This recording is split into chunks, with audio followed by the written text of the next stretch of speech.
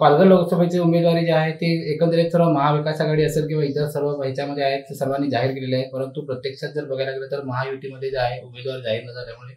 एकंदरीत पालघर जिल्ह्यामध्ये आहेत संभ्रमाचे वातावरण. आपल्यासोबत विद्यमान खासदार राजेंद्र गावित आहेत. तर काय सांगाल एकंदरीत कशा पद्धतीने आपल्या उमेदवारीच्या संदर्भात काही सूचना मिळालेल्या आहेत? पूर्ण भारतामध्ये 2024च्या लोकसभेची निवडणुकीची अधिसूचना त्या ठिकाणी झालेली. काही महाराष्ट्रामध्ये किंवा संपूर्ण भारतामध्ये अनेक उमेदवारही जाहीर झालेले आहेत, परंतु या ठिकाणी पालघरमध्ये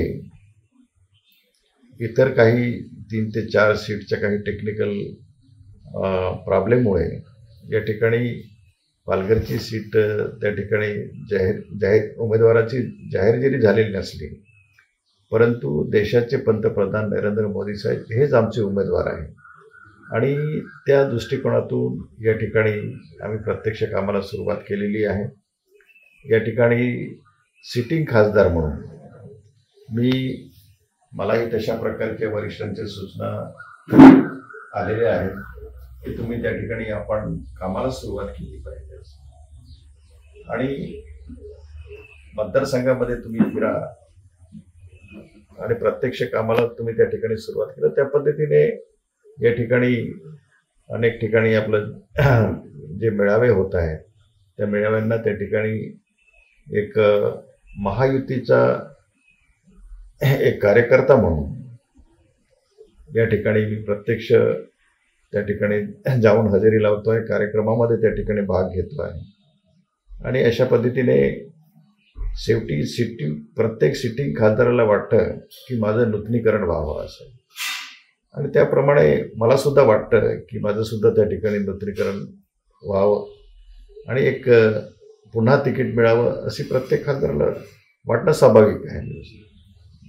आपला पालघर जिल्ह्यामध्ये अनेक जे प्रश्न आहेत त्या संदर्भात अनेक विरोधी जे आहेत आरोप प्रत्यारोप करत आहेत. त्या संदर्भात एकंदरीत जर बघायला गेलं तर जिल्हा परिषदेच्या अध्यक्षांनी पण मध्यंतरी माझे अध्यक्षांनी पण महाविकास आघाडीच्या उमेदवारांनी सरळ एक वक्तव्य केलं होतं की आम्हाला बिनविरोध तुम्ही हे करून द्या, अशा प्रकारचं वक्तव्य करतात. काय सांगा? हे बघा, शेवटी काही विरोधकांना म्हणजे त्यांचं विरोधकांचं कामच आहे की सत्ताधारी पक्षातील खासदाराच्या बाबतीमध्ये त्या ठिकाणी नकारात्मक भूमिका घेणं हे त्यांचं कामच आहे. पण मला या ठिकाणी मागील 6 वर्षाच्या कालावधीमध्ये हे जे खासदार म्हणून या ठिकाणी या जिल्ह्यातील जी प्रलंबित कामं होती असं की या ठिकाणी आरोग्याच्या संदर्भातलं पालघरचे सिव्हिल हॉस्पिटल असेल किंवा वसई विरार महानगरपालिका क्षेत्रातलं 200 बेडचं हॉस्पिटल असेल किंवा या भागातील स्थलांतराच्या संदर्भातला प्रश्न असेल, इथील सुशिक्षित बेरोजगारांच्या संदर्भातला प्रश्न जो प्रलंबित म्हणजे अनेक सुशिक्षित बेरोजगारांचा प्रश्न जो आहे तो अत्यंत ज्वलंत अशा प्रकारची समस्या जरी असली तरी या 5-6 वर्षामध्ये त्या ठिकाणी MIDCमध्ये प्रत्यक्ष या ठिकाणी त्या ठिकाणी आपलं प्रत्यक्ष ट्रेनिंग घेऊन त्या ठिकाणी शिबिरं घेऊन त्या उमेदवारांना त्या ठिकाणी आपण न्याय द्यायचा आपण प्रयत्न केलेला आहे आणि त्याचबरोबर रेल्वेच्या संदर्भातले प्रश्न असतील, त्याचप्रमाणे या भागातील मच्छीमारांचे प्रश्न असतील, आदिवासींचे प्रश्न असतील, या भागातील नैसर्गिक संपत्तीवरती अवलंबून असलेला विशेष करून रेती असेल, ईट असेल, वीट असेल, दगड असेल, माती असेल, याच्या धंद्यावरती गोंड खनिजावरती अवलंबून असलेला या भागातील आगरी बांधव असेल आणि कुणबी बांधव असेल आणि त्यांच्यावरती अवलंबून असलेला कलासी म्हणून आदिवासी बांधव असेल, त्या अशांचे जे प्रश्न जे प्रलंबित आहेत निश्चितच त्या ठिकाणी आपण बऱ्यापैकी त्यांना न्याय द्यायचा प्रयत्न केलेला आहे. सगळ्यात महत्त्वाचं या 6 वर्षाच्या खासदार म्हणून या कालावधीमध्ये इतर पूर्वीच्या खासदारांनी मी कोणावरती टीका करत नाही. पूर्वीच्या खासदारांची एक कार्याचा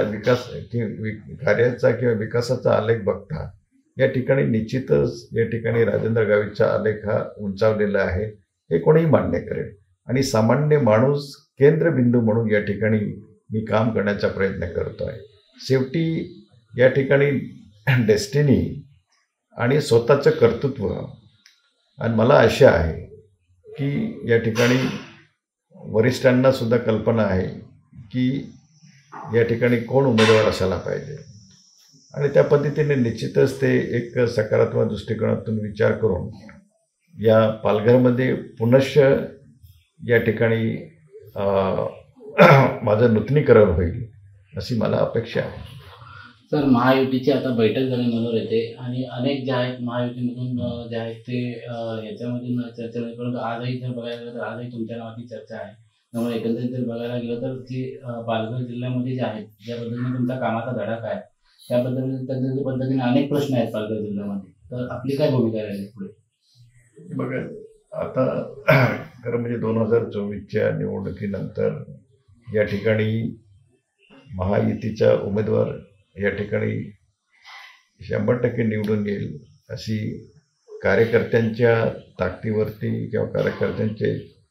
म्हणजे आपलं असलेला उत्साह आणि सामान्य जनतेमध्ये असलेला उत्साह बघून या ठिकाणी आशा आहे की या ठिकाणी महायुतीचा उमेदवार निवडून आल्यानंतर निश्चितच एक जे काही अनेक प्रश्न प्रलंबित आहेत ते प्रलंबित असलेले प्रश्न त्यांना